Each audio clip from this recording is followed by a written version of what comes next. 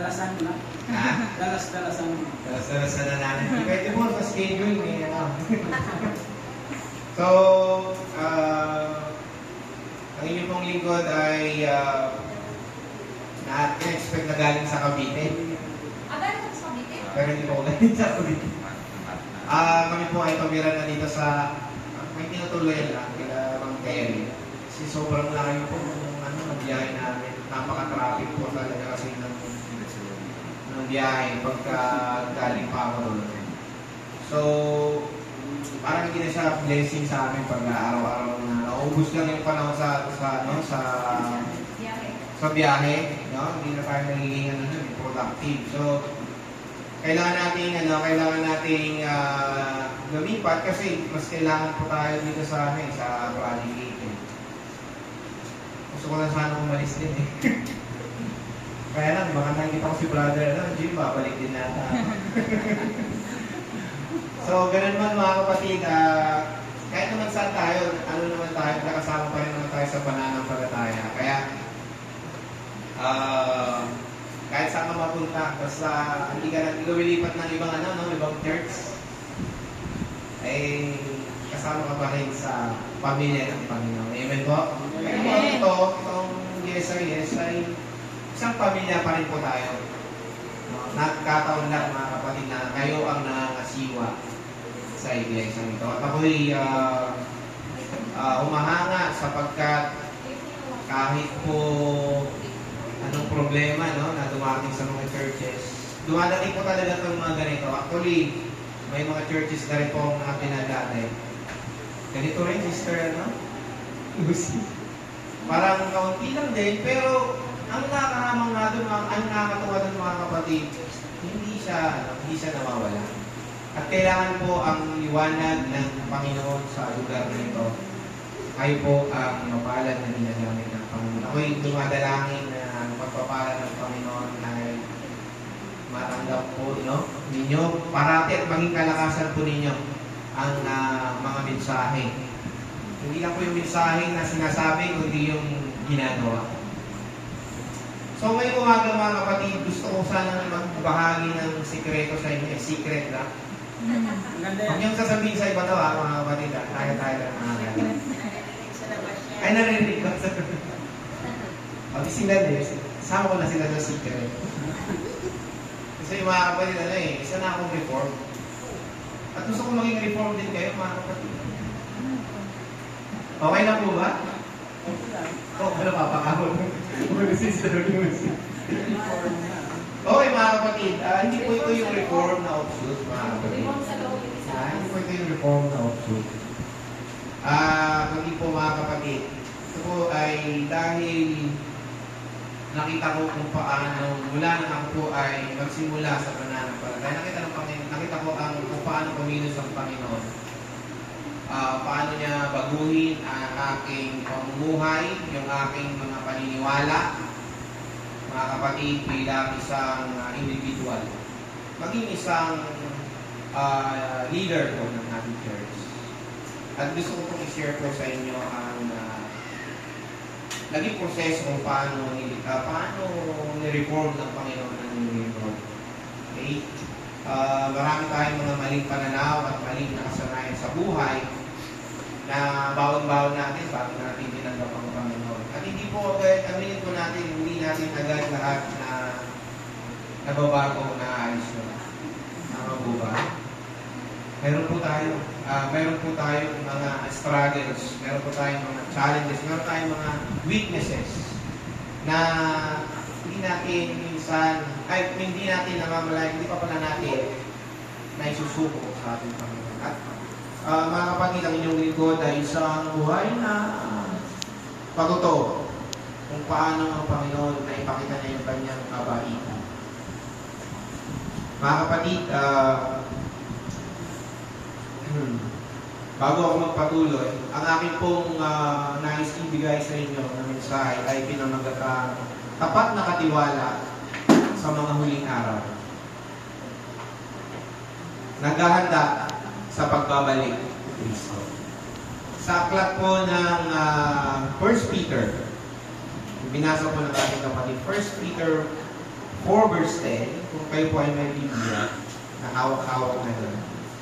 Share ko po, share ko po ang sinasabi ko dito. Sabi, na ayon sa kaloob na tinanggap ng bawat isa, ay paglingkod sa inyo rin, na gaya ng mabubuting katiwala ng masaganang biyaya ng Diyos.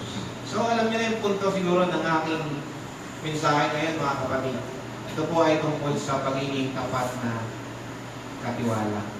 And actually, na-expect ko po ay nung nasabat ako dito, sister, sabi ko, siguro may speaker silang iba. Kaya yung message ko po ay about stewardship.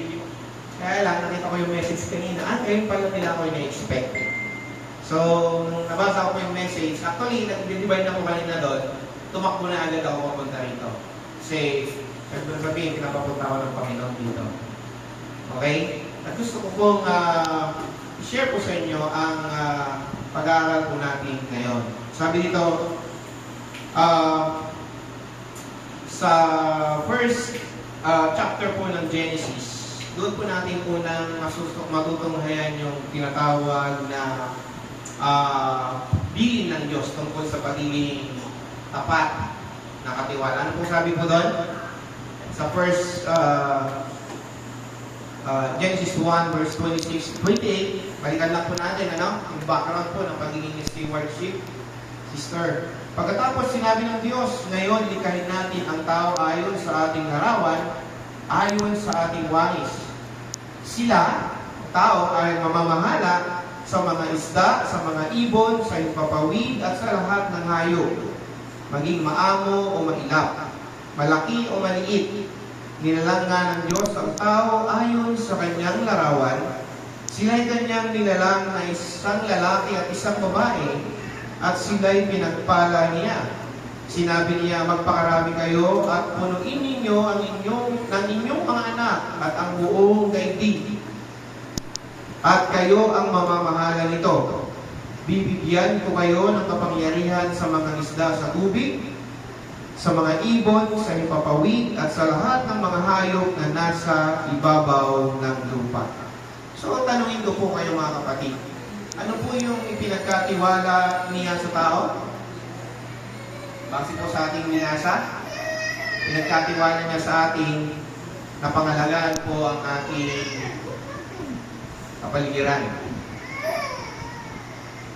So, bakit mo alagaan ang kapaligiran? Nakita niyo naman po siguro ang resulta ng pagiging abusado ng tao ngayon, Nakatapos lamang po ng malalakas na bagyo.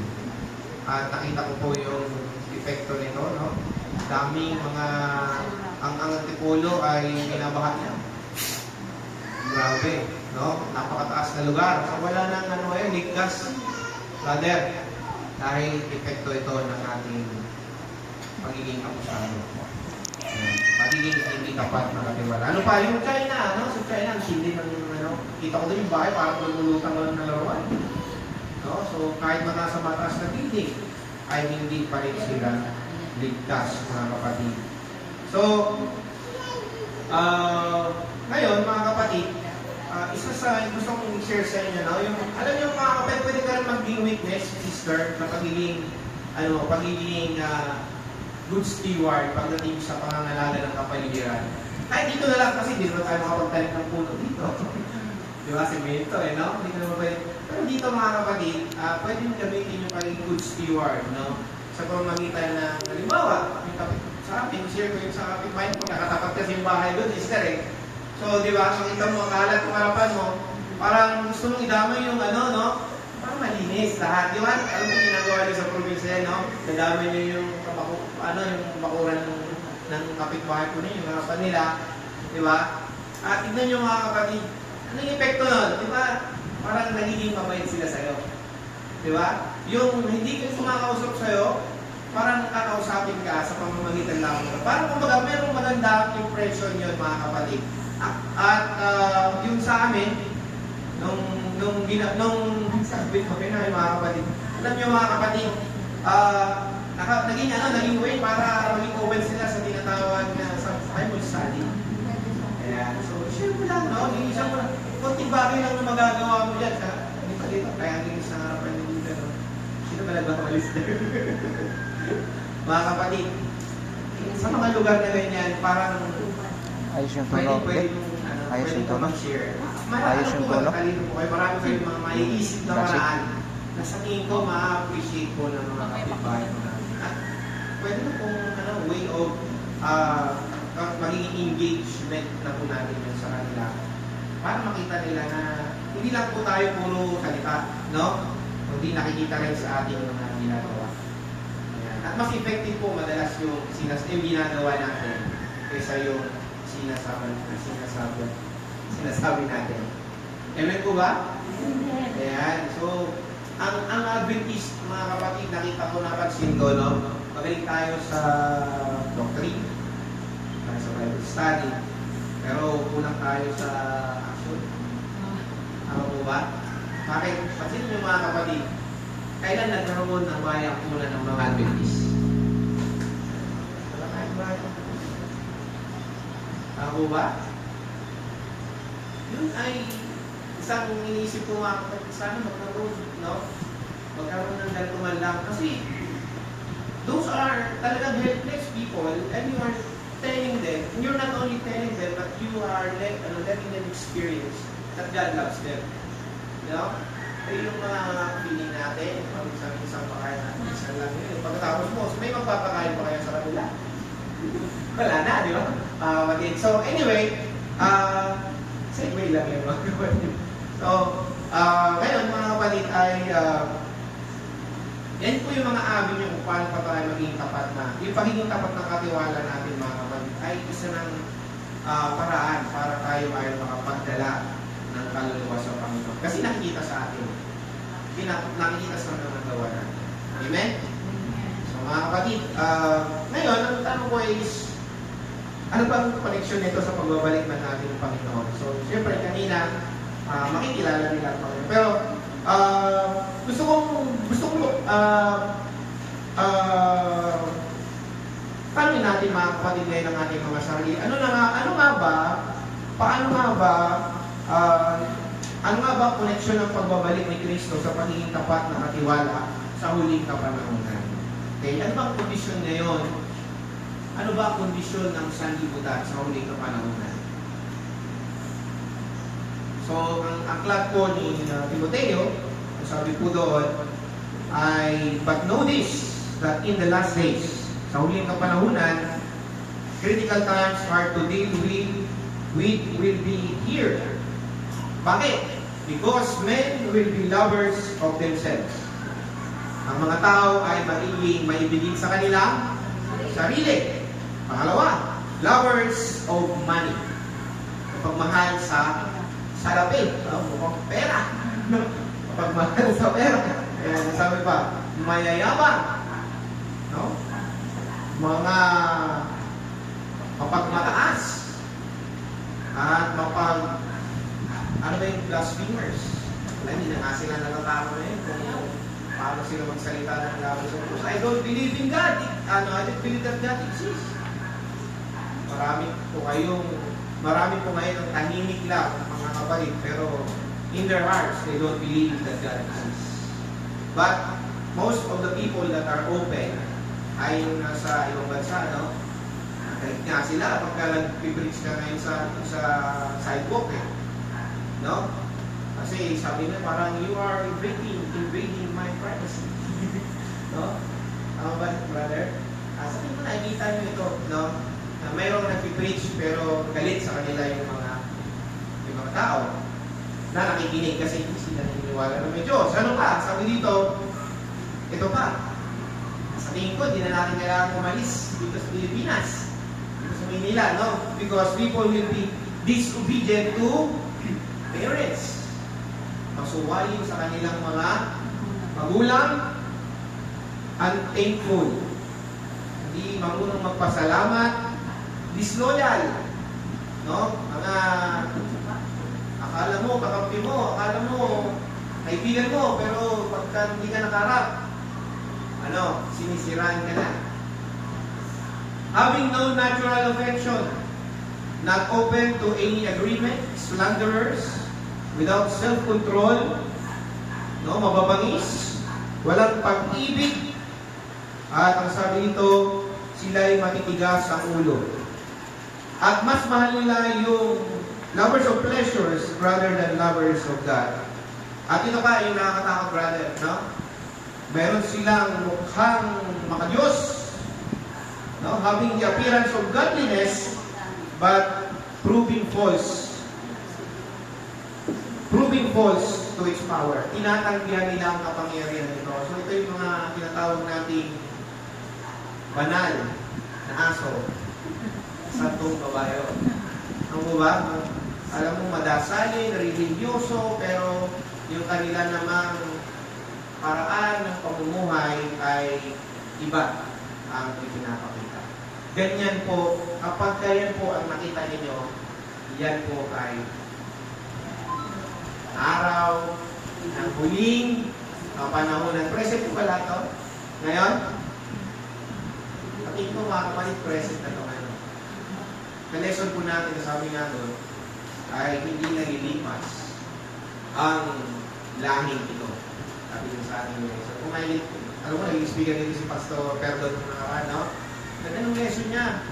At sabi nga doon, hindi nalilipas ang lahing ito. So, hindi na tayo mag-expect na 50 years. Mga kapatid. Ay, ito mag-timeline, ha? Pero, nakita mo na di ba? Pinakita na ng Panginoon, di ba? Na tayo po ay nabubuhay na sa huling kapanahonan. So kung ang plano po natin is good for 100 years, parang hindi na yata visible. Hindi na visible. So ano ibig sabihin nun? Mas kailangan natin maging tapat, sister.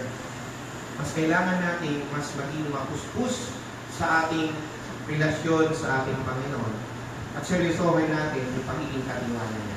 Alam ba natin na maraming paraan para tayo maging katiwala? O maraming paraan ng pagiging katiwala? O aspeto ng pagiging tapat na katiwala? No? Ngunit mga kapatid, gusto kong ipakita sa inyo na gusto kong ipakita sa atin ang ating pong yung aking engineer sa inyo that these are all form of, pag isa-summarize mo lahat pong yun ay it's all form of self-indulgence, no? And self-gratification. Ang ibig sabihin sa kadulo ay pagiging sakit. Amen? Yung po mga kapatid, ang kapanahunan na ating pinalalagay. Ngayon, pangalan ng panahon natin. Kapagkat hindi lang po nila sinasarili, yun nga lang, hindi nila sinasarili pagiging selfish nila. Sinishare nila yung paniniwala na dapat maging selfish ka. No? Paano ba nila sinishare? Hindi mo nila sasabihin, dapat maging selfish, hindi nila sasabihin yun. Sasabihin nila sa pamamagitan ng iba. Anong sabi doon? You only live once. Kaya dapat enjoy mo ang buhay mo. No? Enjoy mo ang buhay mo ngayon. Habang malakas ka pa. Habang ano ba? Ano ba sabi doon? Ano pa? Di ba? Meron pa sabi doon? Kung ano ang gusto mo, sundin mo. Di ba? Kung ano yung nasa puso mo, di ba? Mga kapatid, no? Ayan sabi ng Panginoon, the heart is deceitful. Mandaraya ang puso, mga kapatid, no? Kaya nga, pinatago ng mensahe ito, yung pagiging dapat selfish ka sa pamamagitan po ng mga naririnig natin everyday, no? Diba? Sige, kung anong sa masaya, supportan ko na. Ganoon na lang, no, mga kapatid? Pero, paano kung masaya siya sa mga bagay na hindi naman karapat-dapat sa Panginoon? So, yun po mga kapatid ang nakakatakot. Sapagkat, sinuportahan mo na sa kanyang pagiging self-indulgence and self-gratification. So, mga kapatid, selfishness is the primary evil at the heart of anti-stewardship mindset. Kaya po dinisenyo ng Panginoon. Nakita niyo mga dinisenyo ng Panginoon yung tinatawag natin stewardship. Sapagkat ang stewardship, mga kapatid, ay parang kagaya ng Iron Dome. Alam niyo yung Iron Dome? Nung nakaraan, yung Israel, binobomba ng maraming iba't ibang bansa, no? Di parang yung mga bomba, liit na bansa, pero hindi nila papabagsak. Kasi isa sa mga pinakamagandang nila armas nila doon ay yung Iron Dome missile. Pag may na-detect siya na lumilipad ng missile doon, maglalunch siya ng missile din para pasabugin niya sa lahat. At hindi na babagsak sa kanya. So parang ganun doon mga kapatid, ito yung po yung tinatawag natin shield. Spiritual shield po natin mga kapatid. No? If we are a faithful steward. Yung sinyo ng Panginoon ito para tayo po mga kapatid ay hindi maging makasarili. So mga kapatid, gusto kong i-share sa inyo yung sarili kong experience. Mas maganda kong experience na yung sarili kong experience sa inyo mga kapatid. No? Kasi ang inyong lingkod doon mga kapatid, isa sa mga pinakaayaw ko talagang topic ng brother ay yung stewardship. Inamin ko po ito mga kapatid. No? Kahit ako po ay brother, iniwasan ko yung stewardship noon. Kasi may narinig ako noon ng mga nagsasabi bakit ka magbibigay ng mga kapumo at saka mga handog, pinapayaman mo lang yung yung mga siwardan. Tama ba? Narinig niyo na ba yan? May mga ganun. Mayroon kayong marinig na ganun mga kapatid. At narinig ko yun, brother Molly. Pinapayaman nyo lang yung yung pastor dyan. So, parang nasa kabataan pa akong time. So, parang bagaman hindi ko masyadong pero dahil narinig ko, parang nasa siya, sister, nasa isip ko lagi siya. Kapag ka, di ba, pagka magbibigan ng kahit sa novel, dapat isa-separate mo na yun. Di ba yung practice natin? Hindi pala mo na, di ba? At dapat sakto 10%. No? Sabi ko, baka tama sila, no? Ba't bibigyan, pinagirapan ko to eh. Ganun ako na, pinagirapan ko. So, ganun ang kaisipan ko noon, mga kapatid. At, sabi ko, kailangan, naging pangako ko sa sarili nun, kasi pag nagkaroon ako ng magandang trabaho, sabi ko nun, bibili ko lahat ng hindi ko nabibili noong bata ko. Yan. So, nung bata kasi kami mga kapatid, kami yung isang tayo, isang tuwa. Isang tayo, isang tuwa. At naman, mga kapatid, ang experience ko ng bata kami mga kapatid, ay, hindi na gaya ngayon, no? May electric fan tayo. Kami noon, wala kami electric fan. Pay-pay talaga yan, mga kapatid. Madaling araw, ang init-init talaga. Magpapay-pay ka. Naalala ko yung nanay, kumuha ako ng madaling araw para nagpay-pay kami ng Kasi init. Wala kami electric fan. So mga kapatid, sabi lahat ng hindi namin nabili. So nagtatrabaho ko, brother, nagtatrabaho ko sa doon. Ito yung word ko nun no? Nakabili kami ng hindi na electric fan. Bili kami ng washing machine. Hindi naman magkakaroon, washing machine na. Tapos sabi ko, parang may kulang pa. Next naman, rep naman. Bumili naman ng rep. Hindi ko, hindi mo kayang binili ko, brother. Hindi ko binigo yung sarili ko doon sa aking sarili, sa aking pangabili. Pero, sa likod ng mga kapatid, bigo ang Panginoon sa akin. Hindi ako kapat sa aking pagbibigay ng aking kapatid. Kaya nga mga kapatid, kahit malaking sahod ko, parang ulang. Ulang talaga mga kapatid. Sabi ko, alam ko naman, narinig ko na yun ulang. Parang, kung ikukumpara mo mga yung sahod ko ngayon, parang kalahati lang eh. Sahod ko lang. Pero kulang, sister. Kaya nga, mga kapatid, dito ko nakita na yung prinsipyo po ng stewardship is a principle teaching us, training us, molding us to acknowledge that you do not own what you have. Every generous act and every perfect gift is from above. Lahat pala ng meron tayo ay yan ng Panginoon? Handog ng Panginoon sa atin yan. Coming down from the Father of lights, with Him there is no variation of shadow cast by turning. Pero mga kapatid, dahil ang Diyos ay mahaba ang kanyang pasensya, gumawa ang Panginoon ng paraan para baguhin ang inyong lingkod. Naniniwala ako na pinahintulutan ng Panginoon na mangyari ang isang bagay sa buhay namin para tuluyang baguhin ako. So, ako po ay nagkaroon ng magandang posisyon sa BPO company noon. Ngunit dahil hindi ako nakontento, nagagad pa ako ng mas higit pa. Kumpiyansa ako eh. Gusto ko, dahil kulang si start, parang gusto ko pa na mas higit pa doon.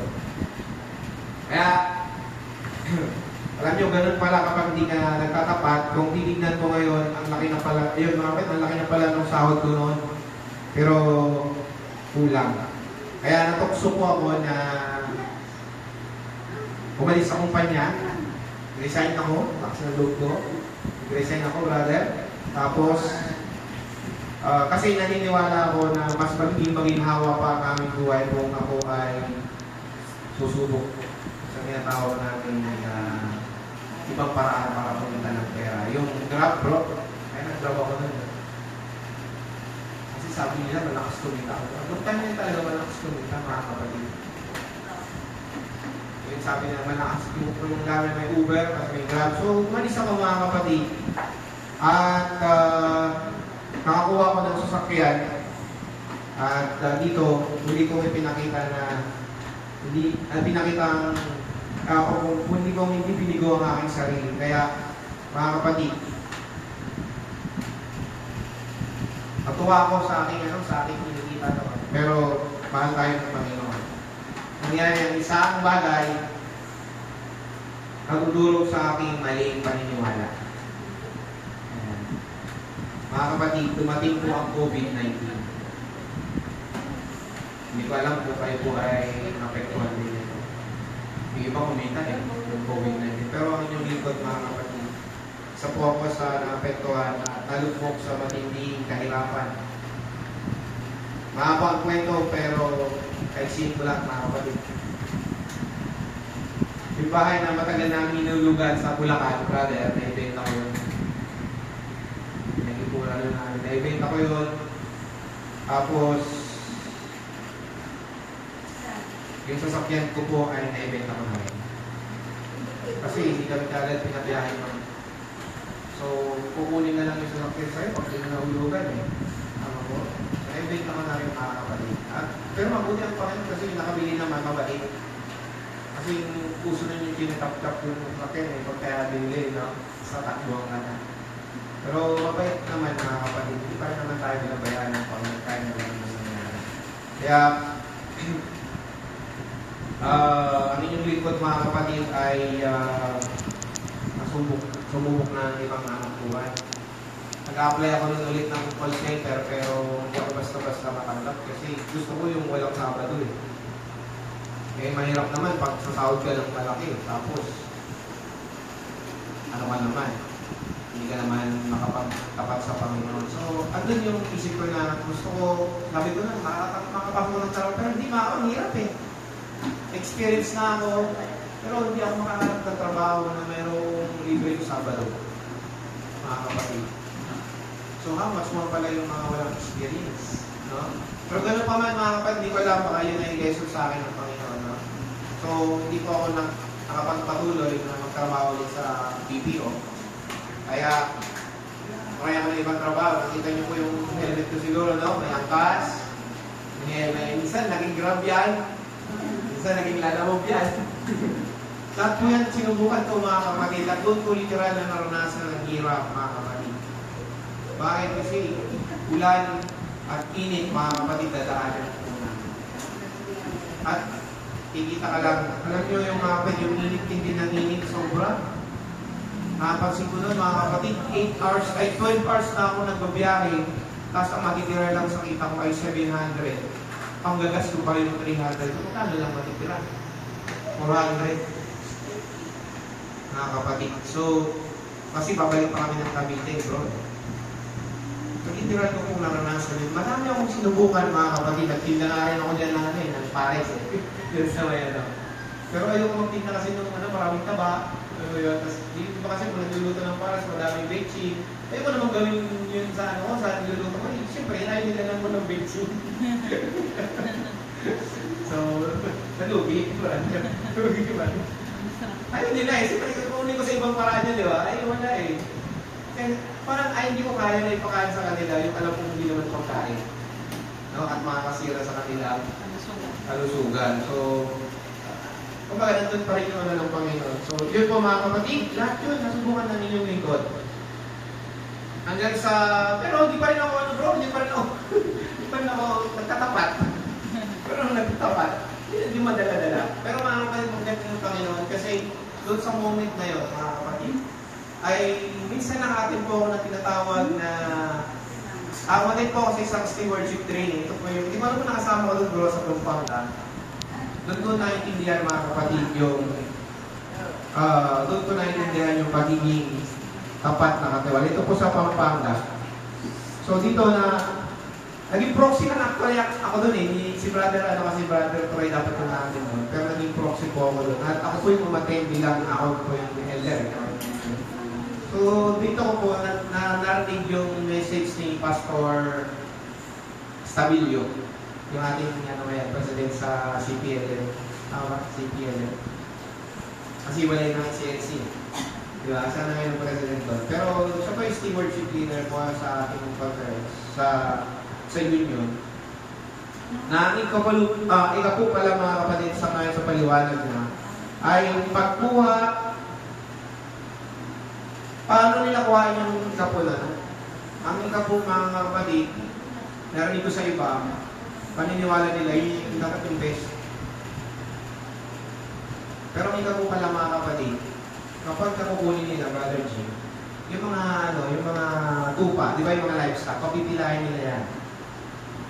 Tapos, kung sino po yung tumapat sa pangsampo, yun na yung ikapo.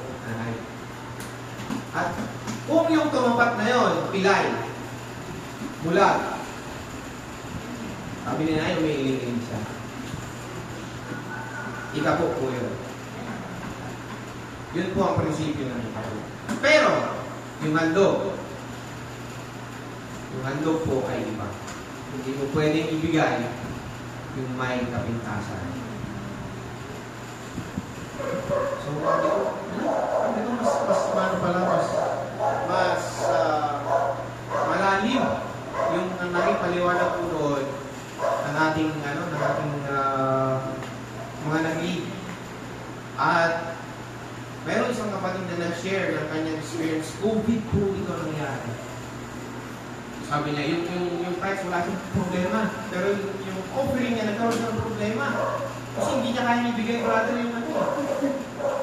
Kasi ang practice madalas, kapag ang offering binibigay, kung ano lang yung sobra sa Christ. Tama mo ba? Kung ano yung sobra sa Christ. Pero mga kapatid dito, sinira niya na parang doon ako nabuksan yung isip ko na ang pala, pang-istiwan na hindi lang pala, hindi pala doon sa tithes lang mga kapatid. Kundi, ang mas malalim mga kapatid tapat ay yung tinatawag natin sa ating mga handog. Bakit? Kasi kung espesyal, kung espesyal yung, ngayon tinigala yung espesyal na yung tithes, mas espesyal dapat yung offering. Bakit? Kasi nga, noon, hindi nga tinatanggap noon yung walang kapintasan. Pero bakit ngayon? Sabi ko, bakit ang nangyayari, baliktad, ang special ay yung tithes, yung offering ay, sabi ko, bagaman ganun mga kapatid yung message na narinig ng inyong lingkod, mga kapatid, naging way yun. Parang inyong lingkod ay bago, no? Ang aking paniniwala. So, pagkat ang lalaking ito, actually, naging naging vice mayor sa dati ng Toronto. Sabi niya, kung kailan po naging COVID, doon sila lalo pinagpala ng Panginoon. Eh nung COVID mga kapatid, yung kanyang kasing gasolinahan, gasolinahan yung negosyo niya, siyempre walang magpapagas. Walang magpapagas. Pero alam niyo mga kapatid, kung kailan COVID, saka maraming nagpagas sa kanila. Alam niyo naging dahilan, mga kapatid, ginamit ng Panginoon yung kaalaman na yung mga na magsasaka kasi wala silang mapagganuhan. Kapag nag-harvest sila, kailangan nila ng gas eh. Diba? Alam nyo, siguro yung pang nila, pang harvest na doon yung makina Yung makina, ang bilis ngayon pagka sa Cavite, nakita mo, pag tumatakbo yung pangtapas niya, hindi natakaw, nanay. Makina ngayon, paggapas niya ngayon, lalabas na doon sa sako. So, siguro yun yung gamit nila, mga kapatid. At ngayon nga, mga kapatid, itong mga taong ito, ay dahil sila ang bukas. Nagbukas sila. Lahat ng tao sa kanila pumunta. Kasi pinapautang niya sila. Eh, siya naman may ganung kondisyon eh. Bakit? Kasi sila lang yung nasiraan ng kumbaga sila na-stockan ng marami. Yung palang yung may stock na na yun, yun pala ay gagamitin ng Panginoon para maging way, no? Na ang kanyang blessing ay dumaloy sa mga tao, sa na to. Dahil mga kapatid, siya ay nangako sa Panginoon. Lord, ang kaya kong ibigay sa inyo ay, hindi po siya nakabase sa value, ang pinangako niya po ay percentage. No? Yung po, ganyan relasyon, sabi niya, dapat, doon po pinaliwanag ni Pastor Estabillo na maging planado na rin. Hindi lang po yung ating tithes, kundi yung ating offering. At doon mo mas may challenge ang sarili mo bilang maging tapat na katiwala. Alam niyo mga kapatid, once you practice this, no? At ang inyong lingkod mga kapatid,